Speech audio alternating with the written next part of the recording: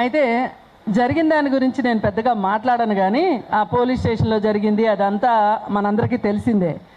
ఆ తరువాత జరుగుతున్న డ్రామా గురించి మాట్లాడాలనుకుంటున్నాను నేను. ఎందుకంటే ఎలాగూ హైకోర్టులో బెయిల్ దొరుకుతుంది. ఈ బెయిల్ తెచ్చుకోవచ్చు, ఎందుకంటే పెద్ద లాయర్ని పెట్టుకుంటాము, బెయిల్ వస్తుంది. కానీ ఈ బెయిల్ ఇచ్చుడు ఎంతవరకు కరెక్టు అని ప్రజలు అనుకోకుండా ఉండాలి అని డైవర్షన్ ఎట్లా చేస్తున్నారంటే, కొన్ని యూట్యూబ్ ఛానల్స్ వాళ్ళని పట్టుకుని, అది కూడా మళ్ళీ మహిళల చేత నిర్వహించబడుతున్న ఛానల్స్ని పట్టుకొని వాళ్ళకి లీకులు ఇచ్చి, ఏంటి ఫామ్ హౌస్కి వెళ్ళినప్పుడు ఆ అమ్మాయి ఏ కారులో వచ్చింది, ఆ అమ్మాయి డ్రైవింగ్ చేసిందా, ఏ డ్రెస్లో వచ్చింది, ఎంత చిన్న బట్టలు వేసుకుంది, అవన్నీ ఆ లీకులన్నీ వాళ్ళకి వెళ్తున్నాయి. మరి మేము మాట్లాడే ఛానల్స్ వాళ్ళకి ఆ లీకులు రావట్లే. మేమైతే మా కళ్ళతో ఇంతవరకు చూడలే, వాళ్ళకే వెళ్తున్నాయి. వాళ్ళు ఏం చేస్తున్నారు, ఈ అమ్మాయి ఇట్లాంటిది, ఇట్లాంటి అమ్మాయిని కన్న తల్లి ఇంకెట్లాంటిదో, అసలు 3 రోజులు ఇంట్లో లేకపోతే ఆ తల్లి ఏం చేస్తుంది? 3 రోజులు కాదండి, 30 రోజులు వెళ్తుంది పిల్ల. ఏం ఎక్కడ పిల్లలు చదువుకోవడానికి పోవట్లేదా? స్నేహితులకి పోవట్లేదా? వేరే దేశాలకు పోవట్లేదా? అంటే వచ్చేస్తే చేసేస్తారా మీరు?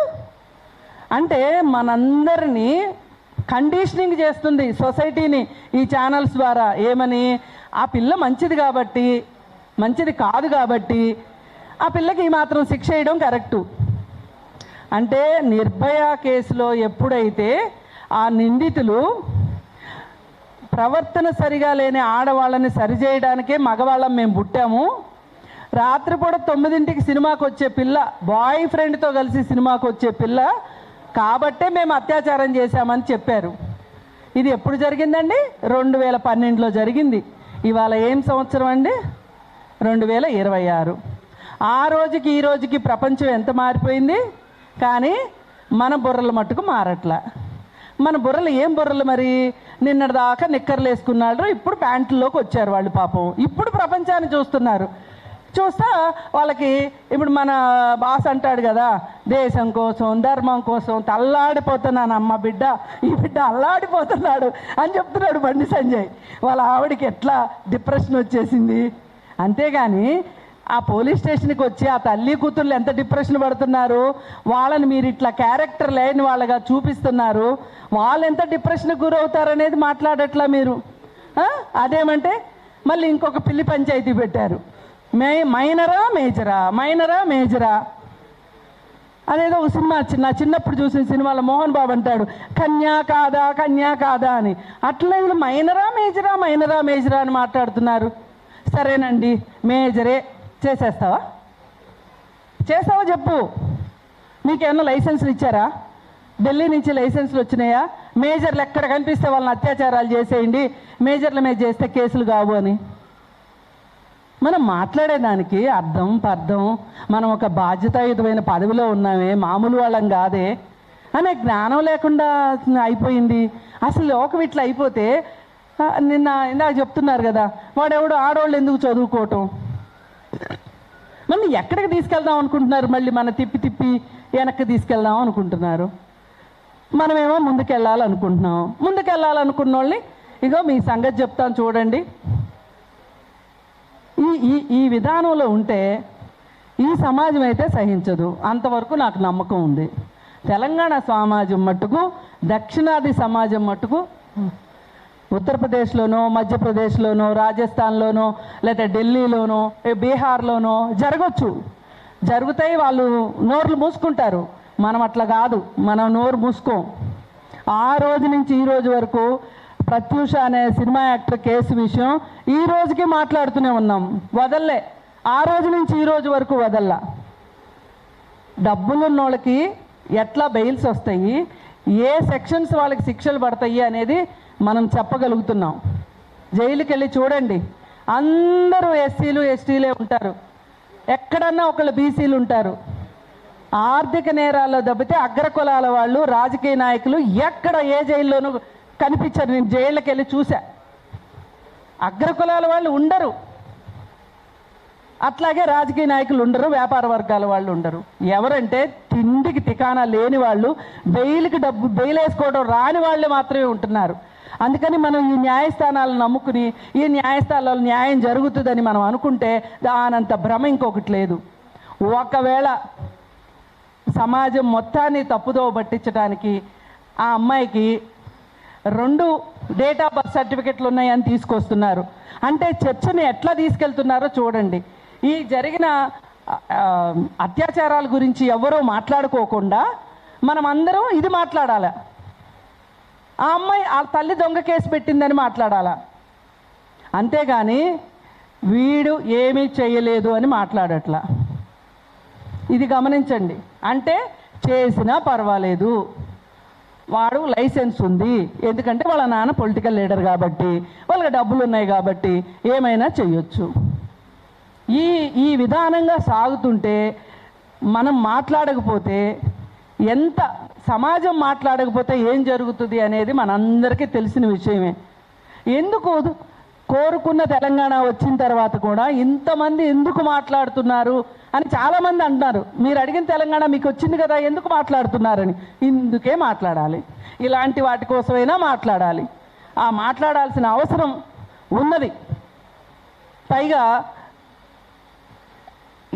వాళ్ళు ఆర్థికంగా మంచిగా ఉన్న కుటుంబం అయితే వాళ్ళు కేసు పెట్టడానికి వచ్చేప్పుడే కొంచెం హై అండ్ ఫైగానే వచ్చారు.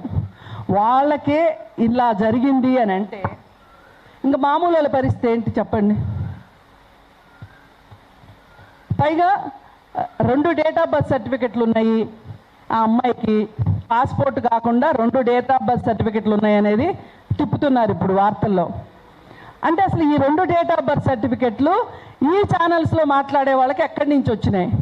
మాలాంటి వాళ్ళ దగ్గరికి ఇప్పుడు మేము మాట్లాడుతున్నాం కదా, మాకు కూడా చెప్పొచ్చు కదా వాస్తవాలు. అయితే మాకు తెలియకోకుండా వాళ్ళకే ఎట్లా, కొంతమందికే ఎట్లా దొరుకుతున్నాయి అంటే మీరు డబ్బులు ఇచ్చేసి చక్కగా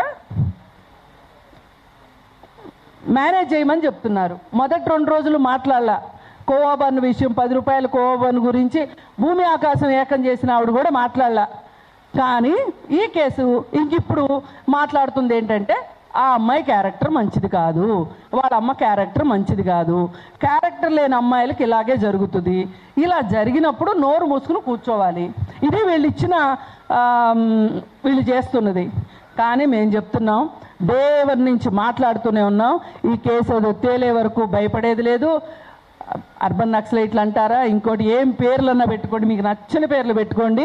మాట్లాడేదే మహిళల కోసం మాట్లాడేది. అలాగే ఈ పోక్సో యాక్ట్ గురించి ఇది ఒక ఆడపిల్లలకు మాత్రమే అని చట్టం అని చాలామంది తెలియక అనుకుంటారు. ఈరోజు మగపిల్లల మీద కూడా దురదృష్టవశాత్తు చాలా అఘాయిత్యాలు జరుగుతున్నాయి. 18 సంవత్సరాల లోపు అమ్మాయిలైనా ఆడపిల్లలైనా మగపిల్లలైనా బాలబాలికలకి కావాల్సిన చట్టం ఇది.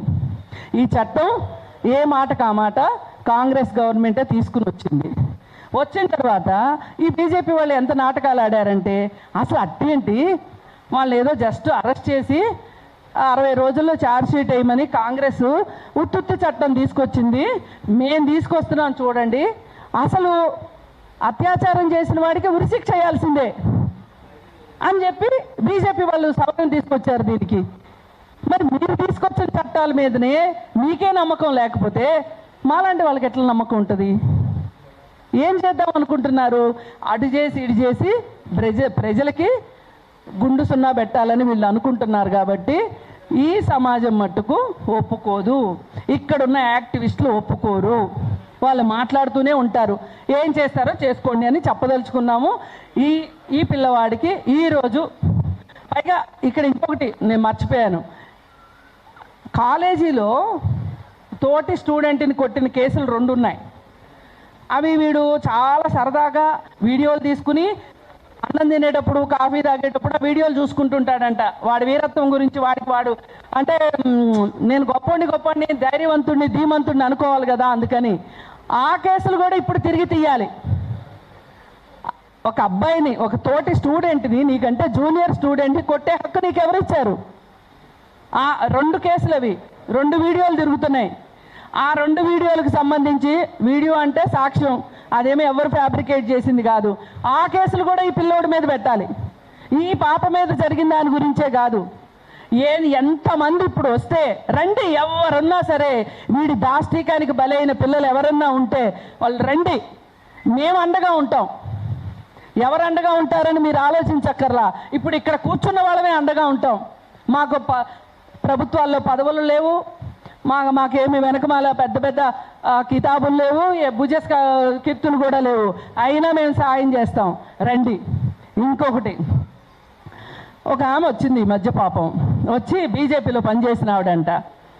ఇక్కడ మహిళల పైన చాలా అకృత్యాలు జరుగుతున్నాయి, లైంగిక వేధింపులు జరుగుతున్నాయి. పార్టీలో పదవులు రావాలి అంటే వాళ్ళు చెప్పిన మాట వినాల్సిందే, వాళ్ళకి లొంగిపోవాల్సిందే. గత అధ్యక్షుడు పైన కూడా చాలా ఉన్నాయి నేరారోపణలు అని చెప్పింది. కానీ మనము డైలీ ఏవేవో ఉంటాయి ఆటి విధిలో పడిపోయి దాన్ని మనం పెద్ద సీరియస్గా తీసుకోలేదు. ఇప్పుడు ఎలాగో పనిలో పని మనం తవ్వుతున్నాం కదా, ఇప్పుడు ఇది కూడా బయటికి తీసుకురావాలి. ఆ అధ్యక్షుడు ఎవరు, చేసింది ఏంటి? మీరు రాజకీయాల్లో నాయకులు అయినంత మాత్రాన మీకు కొమ్ములు ఉంటాయా? మీ పార్టీలో పనిచేసే మహిళల పట్ల మీకు ప్రేమ అభిమానం లేకపోతే, గౌరవం లేకపోతే ఎట్లా అనేది కూడా మనం ఈరోజు మాట్లాడదాం.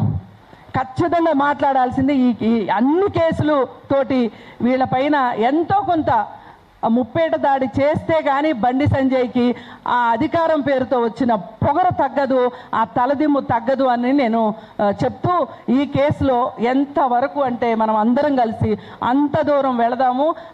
ఆ అమ్మాయికి, బాధితురాలకి, అలాగే ముఖ్యంగా బాధితురాలు తల్లికి కూడా న్యాయం జరగాల్సిన అవసరం ఉంది. ఆమె పైన ఇలా మాట్లాడుతున్నందుకు గాను వీళ్ళపైన మహిళ ఆత్మగౌరవానికి భంగం కలిగిస్తే నిర్భయ కేసు పెట్టొచ్చు. ఇలా మాట్లాడిన ఛానల్స్ వాళ్ళు పిల్లల్ని పెంచడం తెలియదా, అది తెలియదా మాట్లాడిన వాళ్ళపైన నిర్భయ కేసు పెట్టాలని చెప్పి నేను డిమాండ్ చేస్తున్నా. Thank you.